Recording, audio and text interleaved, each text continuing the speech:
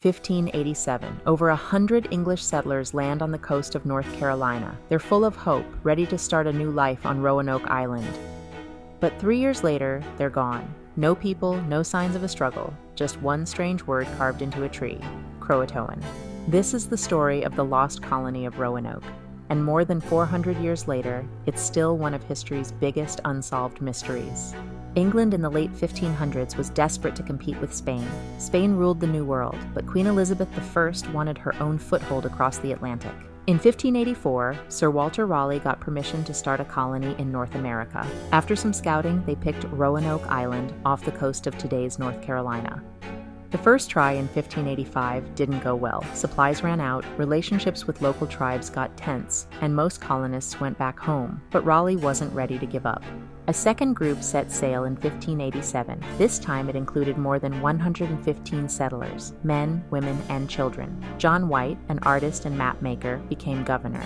His own daughter, Eleanor, came along. Not long after they arrived, Eleanor gave birth to Virginia Dare, the very first English child born in the New World.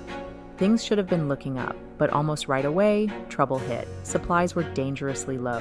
Some tribes were friendly, others were hostile. It became clear the colony couldn't survive without help. So John White made a hard choice. He sailed back to England to get supplies, leaving his family behind. He meant to come back quickly, but war broke out with Spain, and all of England's ships were tied up. 3 years passed before White could return. When he finally made it back to Roanoke in 1590, the settlement was empty. No colonists, no belongings, no bodies. The houses had been carefully taken down, almost like the people had moved on willingly. And then, those carvings. Crow on one tree, CROATOAN on a post. CROATOAN was the name of a nearby island, today called Hatteras, and also the name of a local tribe. White wanted to search there, but a storm forced him back to England. He never saw his family again.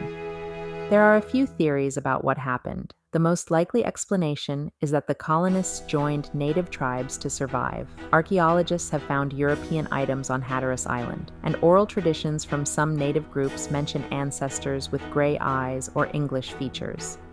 Another theory says the colonists tried to move inland. Some European artifacts have been discovered dozens of miles from Roanoke, hinting that they may have tried to relocate. But if they did, they likely died out from hunger, disease, or conflict. Others believe the colonists were attacked, either by hostile tribes or even by the Spanish, who saw the English as enemies. But here's the problem. No evidence of a battle has ever been found. And then there are the more out there ideas. Curses, witchcraft, supernatural vanishings. Fun for folklore, but not backed by history. In modern times, archaeologists have tried to solve the mystery with better tools. Ground-penetrating radar, DNA analysis, satellite imaging. Some discoveries, like pottery at a site called Site X and 16th century artifacts on Hatteras Island, hint at where the settlers may have gone.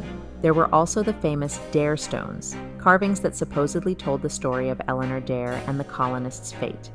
Most are probably fakes, but they keep the legend alive. So here we are. More than 400 years later, the lost colony of Roanoke is still lost. Did they join native tribes? Did they try to move inland?